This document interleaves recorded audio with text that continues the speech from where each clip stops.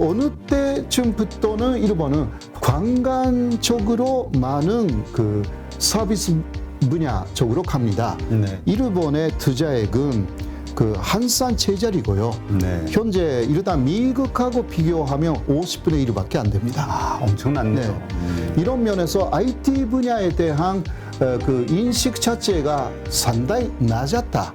일본은 지금 그러니까 일본 전체가 좀비화가 되어 있기 때문에 정말 조심해야 합니다.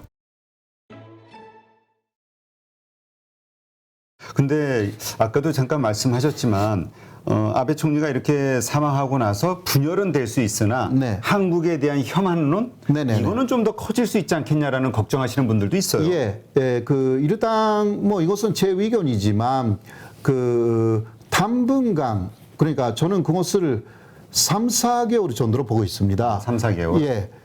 그러니까 아베 신조 전 총리의 사망이라는 것이 좀 가라앉히기까지는 그 정도의 시간은 필요하다. 그렇기 때문에 일본인들도 이제 익숙해져 가지고 새로운 시대로 가야 되겠구나라고 생각한다. 그리고 혐한이라는 현상은 사실 아베 전 총리가 선두에 서서 만들어 왔습니다. 이러한 부분이 있습니다. 아베 전 총리는 TV에 굉장히 많이 깜짝 출연을 해가지고 이렇게 말합니다. 한일 관계에 있어서 한국이 약속을 다 어긴 것이다. 국제조약을 어긴 것은 한국이다. 국제법을 위반한 것은 한국이다. 한국은 골대를 자꾸 옮긴다. 그래서 그런 말을 쭉 듣고 있었던 일본 국민들은 한국 사람들은 나쁜 놈들이다. 예. 그리고 지금 어차피 추모 분위기가 있다고 하면 그 사람의 생애 어떤 보통은 업적이라든가 어떤 그 추진했던 일들 뭐 하여튼 이런저런 것들이 네네. 회자가 자꾸 될 테니 네. 자꾸 이제 반복해서 나올 테니 이러한 이야기들 네. 생애 아베가 추진했던 여러 가지 정책이나 어떤 철학 이런 것들 네네. 계속 나오면서 또 불똥이 될 수도 있긴 하겠네요. 감정에. 네, 그렇죠. 그렇죠. 네, 그래도 일단 그 사람이 사망한 후에는 좋은 이야기를 많이 하려고 합니다. 네. 그러니까 예를 들면 그 한국에 대해서 경제적으로 보복을 했다라든가 이쪽에서 말하면 그런 이야기잖아요. 수출 규제를 감행했다라든가 굉장히 많이 간주하지는 않는 것 같아요. 아, 지금은. 예. 근데 참 이 아베 총리에 대해서 한국에서는 좀 점수가 빈약하거든요. 왜냐하면 그렇죠. 뭐 아베노믹스 네. 뭐 야심찬 그 계획도 실패한 것 같고 네, 뭐 네. 여러 가지로 그다음에 뭐 대일 관계도 어려워졌고 근데 일본 내에서는 아까 말씀하신 보수 극우 보수 세력에게만 인기가 있었던 것인지 아니면 일본 사람들 자체가 그 대다수의 어떤 평가가 아베에 대해서 어떤 것이었는지. 일단요, 실적 부분에서는 아베에 대한 평가는 계속 내려가고 있는 거 사실입니다. 그러나 심정적인 부분 있잖아요. 그거는 오랫동안 집권했고 애증의 관계라고 할 수가 있어요. 그러니까 반대하는 사람들도 계속 아베 오르그를 봤기 때문에 일단 애증을 느낀다. 애증. 밉지만 뭐 사랑스럽게도 느끼고 네. 이런 게 굉장히 많은 일본인들이 갖고 있는 감정이고요. 그러나 실적으로 말할 때 먼저 일본인들의 월급은 30년간 올라가지 않았습니다. 네. 예. 자, 올라가지 않고 그냥 어디 갔냐? 기업은 일단 이익이 나지 않았습니까? 네. 이것을 어떻게 하고 있냐고 하면요. 내부 유보분이라고 하여서 저축하고 있어요. 아, 기업들 자체도 예. 아, 그걸 뭐라 하더라. 사내 보유금, 사내 유보금인가 뭐 하여튼 그런 식으로 내부 유보금. 네네. 예. 그것은요. 그러니까 일본 국민 한 사람 한 사람도 저축을 잘 하잖아요. 네. 그 회사로 그렇습니다. 그러니까 소비 투자를 안 해요. 많이. 기업들이 예, 기업들이 그리고 인재 개발을 위해 쓰지 않습니다. 한국은 굉장히 그 부분은 높아요. 네. 그리고 1인당 연구 개발비를 좀 비교해 봤는데 2018년의 수준이지만 한국이 세계 최고입니다. 아, 그래요? 예. 일본이 굉장히 아래 있어요. 예, 미국보다 높아요. 1인당 연구 개발비. 그거 괜찮거든요. 그러니까 지금 한국이 이렇게 된 것이고요. 그런데 일본은 왜 이렇게 됐냐고 하면 여러 가지가 있었지만 시작은 1991년에 바블 붕괴 이후 시작된 잃어버린 30년. 그러나 그게 조금 회복되었다고 생각했을 때 리만 쇼크예요. 네. 리만 쇼크 때 일본 기업들은 오히려 미국의 호황이 굉장히 오래 간다라고 오판해가지고 엄청나게 세계 소비 투자도 했고 해외의 M&A도 굉장히 많이 했습니다. 네. 그곳으로 거의 망한 수준의 강 일본 기업들이 많아진 것입니다. 그래서 그 이후에 일본 기업들은 내부 유보분을 만들기 시작합니다. 이제 소비 투자를 거의 안 하고, 네. 예, 월급도 올리지 않고, 그냥 다음에 언제 다시 리만 쇼크가 오더라도 기업은 일단 살아남을 수 있게 돈을 현금을 확보하자. 예, 갖고 있는 거죠. 그러니까 그것을 알게 돼 지금 한국하고의 비교로 일본인들이 많이 그런 사실을 알게 됐어요. 아. 그러니까 화가 나기 시작한 거죠. 그렇군요. 일본인들이. 그러니까 아까도 댓글창에 그런 게 좀 올라왔는데 네. 그 일본의 원전이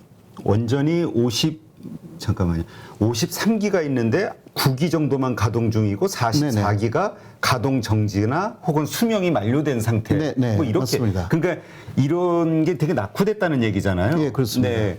예. 그러니까 어떤 기업의 시설들, 투자도 이런 비슷한 상황이기 때문에 그러니까 뭔가 활력이 없다. 예. 이렇게 좀 이해가 되거든요. 예, 그런 것입니다. 그래서 투자를 해야만이 사실상 현재는 생산성도 올라가는데요. 1980년에 일본 전체 생산성을 100으로 볼 때, 그리고 미국도 그때를 100으로 볼 때요. 지금 미국은 700 정도로 올라갔고, 네. 40년간에 일본은 그대로 100에서 120 정도. 아. 예, 그러니까 이것은 인간에만 그냥 일본 전체 이야기예요. 이것은요. 인간에만 많이 기대를 하고, 그러니까 장인전신. 아, 장인정신. 예. 그런데 굉장히 좋은 기계들이 많잖아요. 네. 여기에 투자를 안 했던 거예요. 즉 이러한 것이 너무나 수치 그리고 그래프들이 보여주고 있기 때문에 일본이 문제다.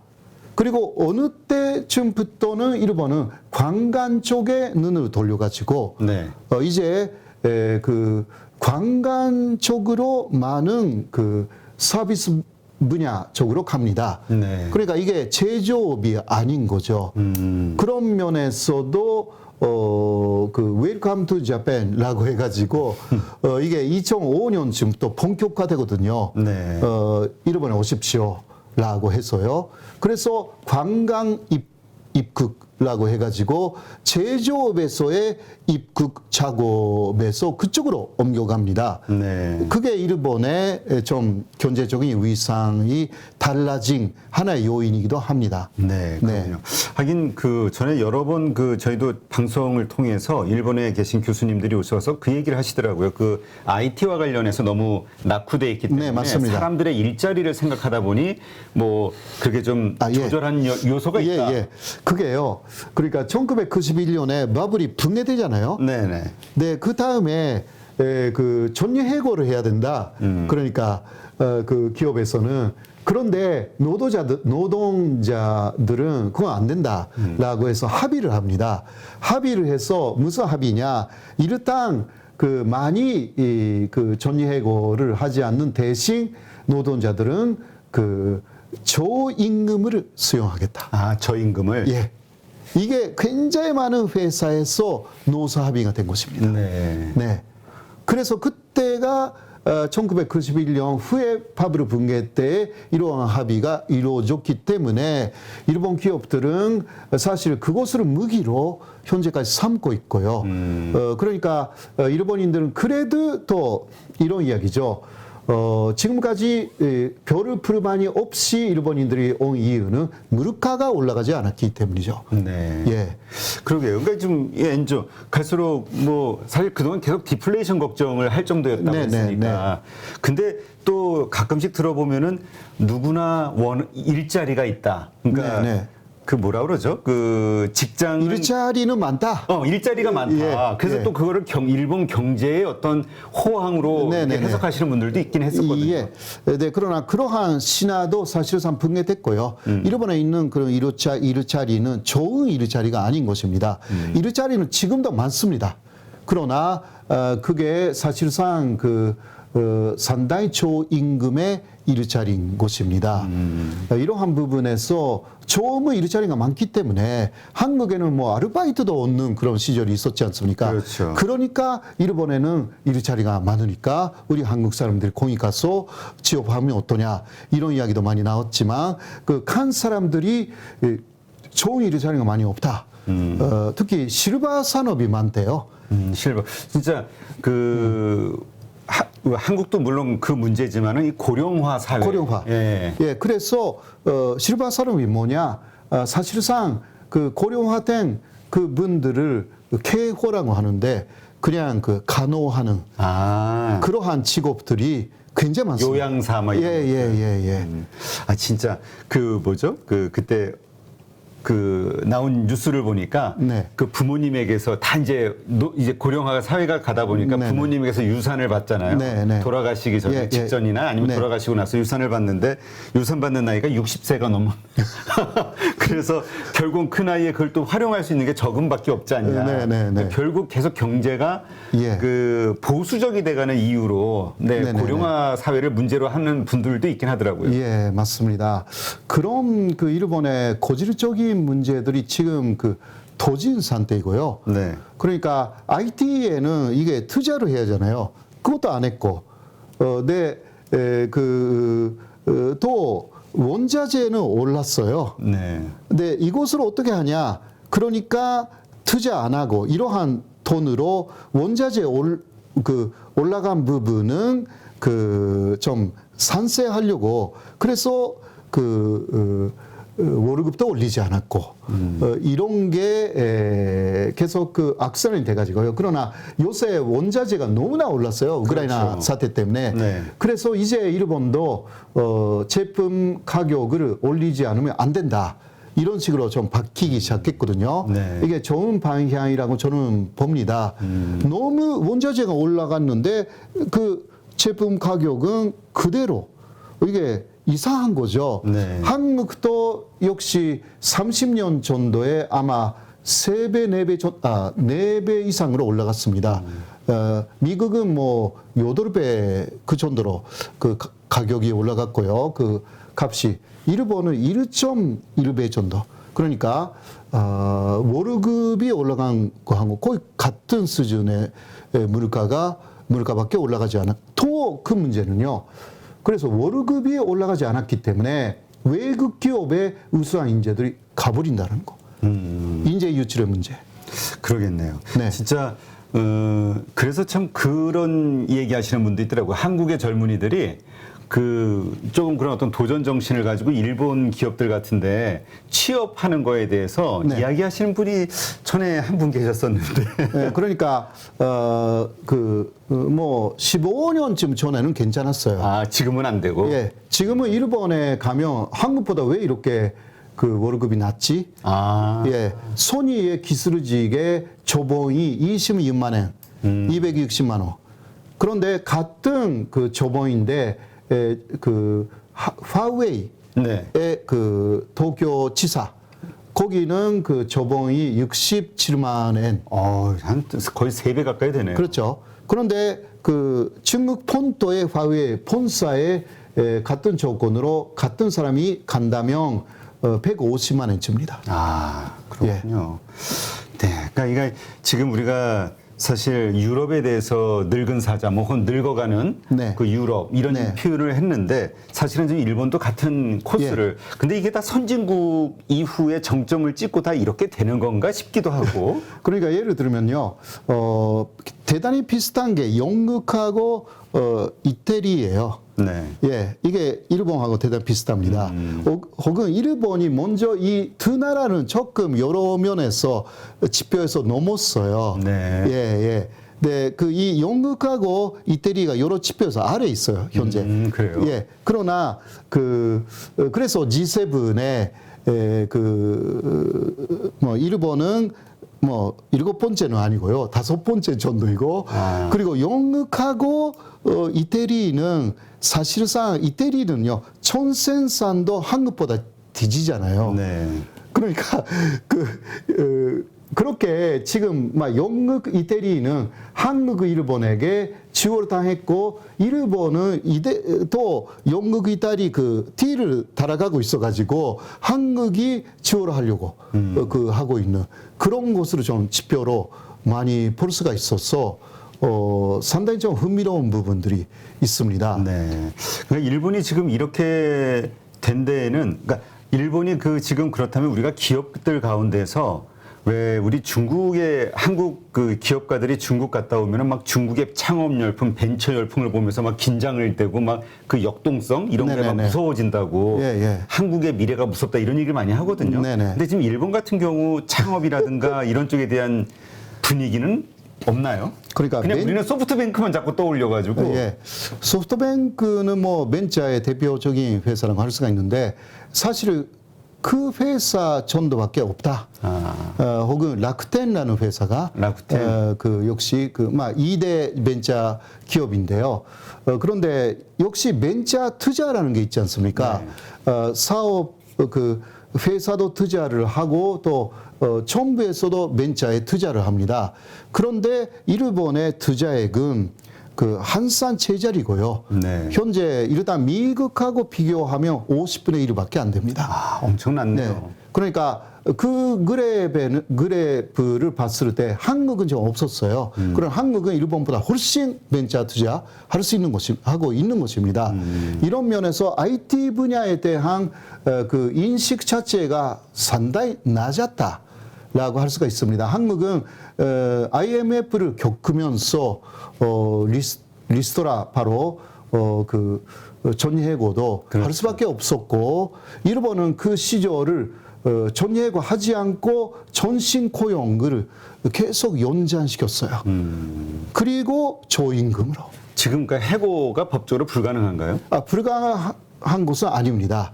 그러나 일단 그러한 전통을 계속 지켜왔기 때문에 한국은 그때 IMF로 극약 처방을 그렇죠. 받은 거잖아요. 네. 그때는 엄청난 시련이었지만 그러나 그게 좋은 방향으로 사실상 갔습니다.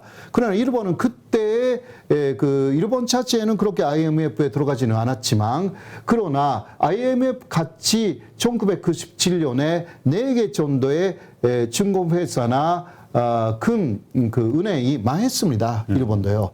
그래도 극약 처방을 안 했던 거죠.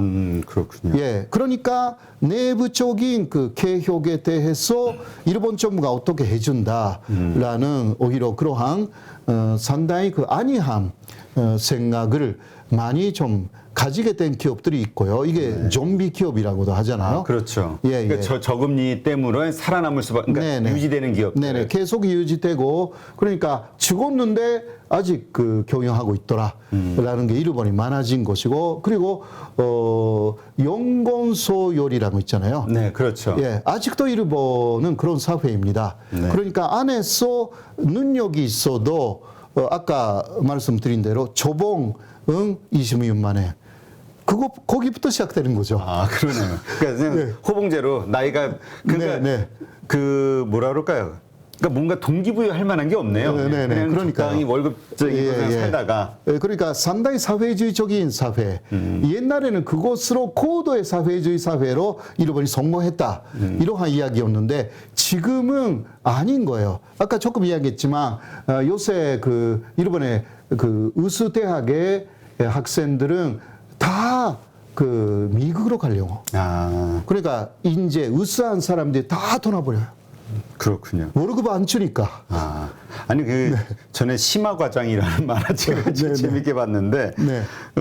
그 심화과장 걸 보니까 일본 내 그 문제점, 기업들의 문제점이 그 파벌, 개파. 네. 그래가지고 항상 타협을 통해서 이도저도 아닌 어떤 것들을 만들어 나가는. 그 다음에 어떤 경영진들도 타벌끼리 이렇게 돌아가면서.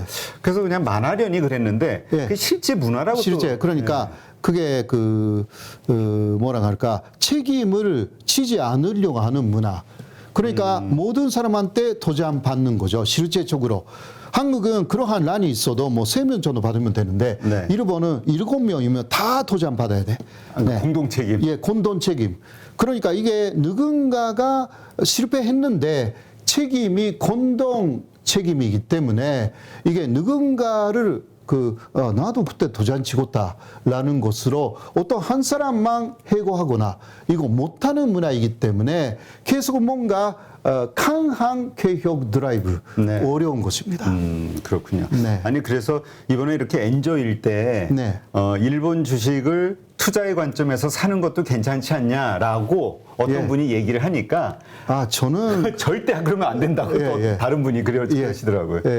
저 일본은 지금 그러니까 일본 전체가 좀비화가 되어 있기 때문에 정말 조심해야 합니다. 네. 그래서인가요? 일본 저희 전에 그 조니 대표님 말씀 들어보면은 일본 사람들이 그 주식 투자를 잘 안 한다. 전부 저축으로만 가려고 한다. 이게 결국 경제 성장의 동력을 갉아먹는 그래서 무너질 수밖에 없는 경제가 점점 퇴화될 수밖에 없는 이유로 얘기하셨는데 동의하세요? 예, 그래도 일단 그 투자하는 사람은 있기는 하죠. 예. 그러나 누구나 투자하는 나라하고는 좀 다르다라는 율이 것이고. 좀 작다. 예, 굉장히 그러니까 안전 지향적이다라고 그러니까 투자를 한다고 해도 그 채권 정도의 투자를 하는 거죠. 그러니까 뭐 1년, 5년, 10년 채권에 투자를 하고 그렇게 하면 또 그것을 또 아베노믹스로 다 전부가 사들이니까 또. 진짜 그 일본의 부채, 정부 부채가 240%인가요? 꽤 되는 걸로 아는데 걱정이 없는 이유 중에 하나로 그 모든 채권의 그 빚쟁이들이 다 일본 국민이기 때문에 내부 채권이라 괜찮다 이런 얘기도 있더라고요. 그런 이야기도 좀 있는데요. 그래도 요새는 한계가 올 것이다라는 이야기도 좀 있어가지고요. 저는 그 부분은 깊이 들어가지 않았기 때문에 잘 모르는데요. 이대로는 가지는 않는 것 같습니다. 일본 사람들도 이거에 대한 고민을 하지 않을까요? 다른 나라들은 다 120%라고 해도 막 걱정하고 한국은 뭐 60% 넘었다고 난리를 치는데 240% 국가 부채가 있다. 이거에 대한 그 심각성 같은 건 잘 생각 안 하나요? 그래서 일본의 여러 인터넷 사이트에 일본 부채가 얼마나 됐다라는 거 매일 갱신하는 사이트가 있고 이것 때문에 일본은 몇 년 후에는 망한다 이런 식으로까지 좀 예측하는 사이트들이 많이 나오고 있습니다. 그리고 아소타로라는 부촌일을 한 사람은 경제산도 함께 했는데요. 한산 부채를 줄이려고 노력을 했습니다. 그 사람 경제통이었거든요. 그러니까 부채가 늘어나는 거 정말 반대를 많이 했습니다. 그렇군요. 지금의 이러한 엔저 현상, 이게 그러니까 뭔가 경기 침체 극복, 이게 가능해야 이게 좀 벗어날 텐데 지금 일본이 지금 그러한 대책 충분히 하고 있다고 보시나요? 전체적으로 그래서 기업의 태도가 아까 이야기한 대로 내부 유보액을 계속 갖고 있는 기업들이 너무 많아가지고요. 그러니까 소비 투자를 가감하게 하고 우수한 인재는 월급을 정말 올려주는 그리고 연금 소요를 이런 거 파괴시켜야 되거든요. 그러나 그렇게는 IMF 같은 게 와야만이 하긴 뼈를 깎는 고통이 있어야 바뀐다고 그런 얘기를 하시긴 하더라고요. 그러니까 상당히 일본이 바뀌는 것은 어렵다라고 할 수밖에 없고요. 또 바뀌는 것을 싫어해요. 일본인들이 상당히 보수적이에요. 상당히 보수적입니다. 왜냐하면 바뀐다라는 것은 누군가가 고통을 받는다. 그 주체가 되고 싶지 않다. 있다라는 생각을 하는 거죠. 네. 하긴 그 말씀이 떠오르네요. 그 일본에서 정치인들이 세습으로 계속 그 지역구를 물려준다는. 네. 그만큼 그 지역구민들은 안 바뀐다는 얘기잖아요. 네, 알겠습니다. 누구나 1시간 안에 200개 종목에서 좋은 종목을 고를 수 있는 그런 능력을 배양할 수 있도록 제가 도와드리려고 그렇게 하고 있습니다.